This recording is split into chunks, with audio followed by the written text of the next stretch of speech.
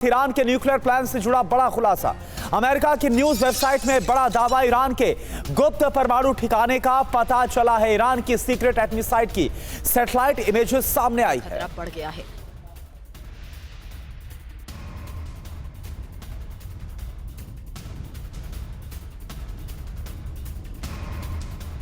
तो ये तस्वीर इस वक्त हम आपको दिखा रही है। देखिए सैटेलाइट इमेजेस, जो लाल घेरा आपको नजर आ रहा है, दरअसल ईरान की एटमी साइट की इमेज होने का ये दावा किया गया। ईरान के न्यूक्लियर प्लान से जुड़ा ये बहुत बड़ा खुलासा है जो तस्वीरों के जरिए आपके सामने हम रख रहे हैं। अमेरिका की न्यूज वेबसाइट में इस बात का दावा किया गया है, ईरान का गुप्त ये परमाणु ठिकाना है जिसको देखा गया है सैटेलाइट इमेजेस में, जिसका पता लगा। और वो इस वक्त आप देखिए लाल घेरे में हम आपको दिखा भी रहे हैं। तो ईरान का एटमी एजेंडा डिकोड हो गया है। वो किसी विध्वंसक प्लान पर काम कर रहा है। आप तस्वीरों में देख सकते हैं कैसे उसकी सीक्रेट साइट में तैयार हो रहा है महाविनाश का हथियार। अब इजराइल का न्यूक्लियर खतरा बढ़ गया है। ईरान कभी भी बड़ा अटैक कर सकता है। तो देखिए ईरान का जो एटमी एजेंडा है वो डिकोड हो गया क्योंकि ईरान बड़ी तैयारी कर रहा है। और इस बीच आपको यह भी बता दें कि TV9 आपको ईरान के उस सीक्रेट परमाणु प्लांट के बारे में सब कुछ बताएगा। ये तस्वीर जो आपको हम दिखाएंगे वो 15 जनवरी 2024 की बताई जा रही है।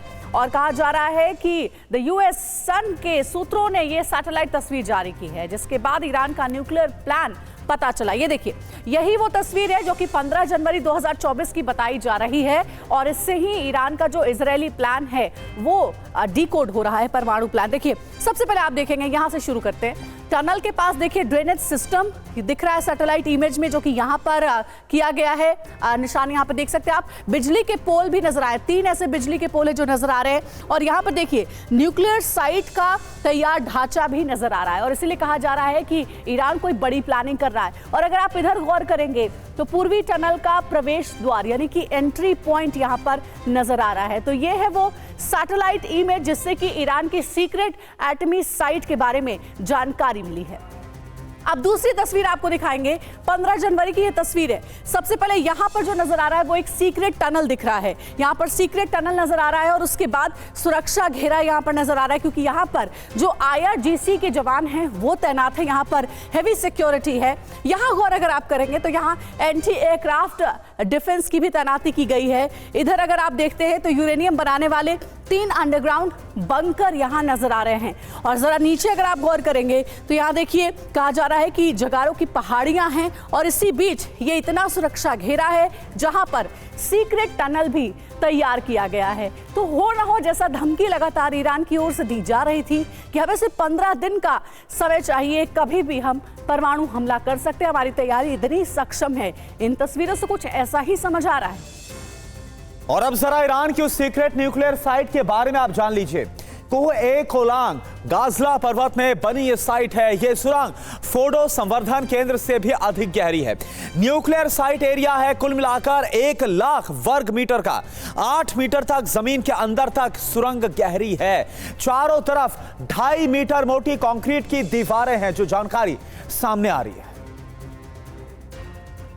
सुमित चौधरी इस वक्त हमारे साथ जुड़े हैं पूरी जानकारी के साथ। सुमित, क्या जानकारी इस सीक्रेट परमाणु ठिकाने के खुलासे के बाद, अमेरिका के दावे के बाद, क्या ईरान पर और दबाव बढ़ता हुआ नजर आएगा?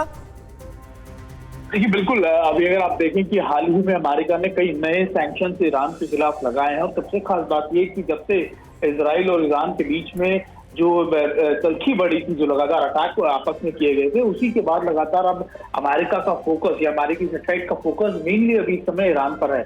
पिछली बार जब आपको याद है 3 महीने पहले भी अमेरिका की तरफ से और कई इंटेलिजेंस एजेंसीज की तरफ से रिपोर्ट आई थी कि ईरान ने जो अपनी जो 90% जो न्यूक्लियर कैपेबिलिटीज हैं उनको इनहांस कर लिया, उनको बढ़ा दिया है। और अब ये रिपोर्ट आ रही है कि 12 घंटे से भी कम वक्त के अंदर ईरान अपने न्यूक्लियर चीजों को, न्यूक्लियर बॉम्ब्स को तैयार करने की सक्षमता रखता है। और इसी वजह से अब दोबारा से ये तस्वीरें भी सामने आई है। लगातार कहा जा रहा है कि ईरान हर सैंक्शन के बावजूद सारी जी। कैपेबिलिटीज पूरी कर चुका है न्यूक्लियर पावर बनाने की, न्यूक्लियर बॉम्ब बनाने की, और यही ठीक है। सबसे ज्यादा यानी कि concern है। साफ है सुमित कि अब अमेरिका का रुख तमाम सैंक्शंस जो कि पहले से लागू उसके खिलाफ उसके बाद और भी कड़ा हो सकता है। शुक्रिया आपका इस पूरी जानकारी के लिए। और अब आगे बढ़ते हैं, बात करते हैं रूस के विध्वंसक प्लान की जो तय करेगा दुनिया पर परमाणु खतरे का एजेंडा। ब्रेकिंग न्यूज है, दुनिया पर मंडराया परमाणु अटैक का खतरा और रूस ने Tu-95 बॉम्बर की तैनाती बढ़ा दी है। लॉन्चिंग मोड पर रूस के परमाणु बॉम्बर को तैनात किया गया है।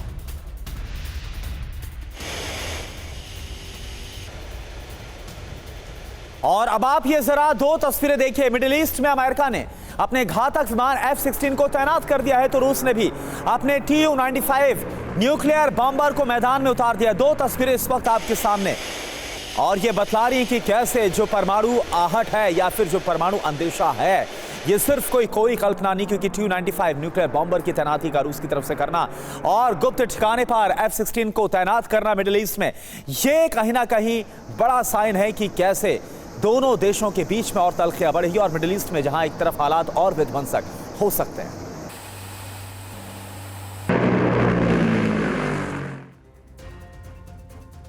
और अब आपको बताते हैं कैसे मिडिल ईस्ट की जंग अब परमाणु हमले के इर्द गिर्द घूम रही है। अमेरिका ने दरअसल मिडिल ईस्ट में F-16 की तैनाती की, जिसके बाद रूस ने भी लॉन्च जोन में 6 से ज्यादा Tu-95 बॉम्बर तैनात कर दिए। मतलब साफ है कि रूस एक एक कर हमले का विध्वंसक पलटवार करने के लिए तैयारी कर रहा है। और इतना ही नहीं, रूस के विदेश मंत्रालय की प्रवक्ता हैं मारिया ज़खारोव, उन्होंने धमकी दी है कि अगर रूस पर हमला हुआ तो किसी भी हद तक जाने को हम तैयार हैं। इतना ही नहीं, ज़खारोव ने यह भी कहा है कि रूस परमाणु नीति का आकलन कर रहा है। मतलब साफ है, अब दुनिया परमाणु हमले से ज्यादा दिन तक दूर नहीं है। और मनीष हमारे सहयोगी हमारे साथ जुड़े हुए हैं, उनका रुख करेंगे। मनीष, इस खबर के क्या मायने समझे जाए? बिल्कुल, देखिए अंजलि, ना चाहते हुए भी हम सब इस बात को लेकर अब सहमत होते दिख रहे हैं कि दोनों ही पक्ष न्यूक्लियर वेपन के साथ जिस तरह की तैयारी कर रहे हैं, उसमें इस ऑप्शन को अब रूल आउट करना मुमकिन नहीं है, क्योंकि सीधी सी बात है कि चाहे Tu-95 की तैनाती हो या रूस की तरफ से सरमद मिसाइल की तैनाती हो या फिर अमेरिका की तरफ से पोलैंड में न्यूक्लियर वेपन को रखने की बात हो या मिडिल ईस्ट में जिस तरह की तैनाती है, असल बात यह है कि ये सब एक बड़े जंग की तैयारी है, उस बड़े जंग की जिसमें न्यूक्लियर हथियार या टैक्टिकल वेपन के इस्तेमाल को भी एक ऑप्शन के तौर पर रखा जा रहा है। और इसके बारे में खुलकर बातें हो रही है, और ऐसा नहीं है कि केवल रूस की तरफ से ये बातें हो रही है, दोनों पक्षों की तरफ से ये बातें हो रही है। आखिरकार वही अमेरिका है जो अपने परमाणु हथियार को पोलैंड के बॉर्डर पर रख रहा है। अब रूस की दलील ये है कि जब उसके बॉर्डर पर 1,23,000 नाटो सैनिक होंगे और परमाणु हथियार और उस तरह के अत्याधुनिक हथियार से साजो संपन्न रहेंगे, तो उनके पास ऑप्शंस क्या है? तो दोनों के पास ऑप्शंस नहीं है, लेकिन पूरी दुनिया के पास भी ऑप्शंस नहीं है सिवाय मूक दर्शक बने रहने की। बिल्कुल मनीष, तो जिस तरह से तैनाती हो रही है परमाणु हथियारों की, सवाल यही है कि क्या अब ये जो दुनिया है, ये जो युद्ध है, वो परमाणु हमले की बेहद करीब है,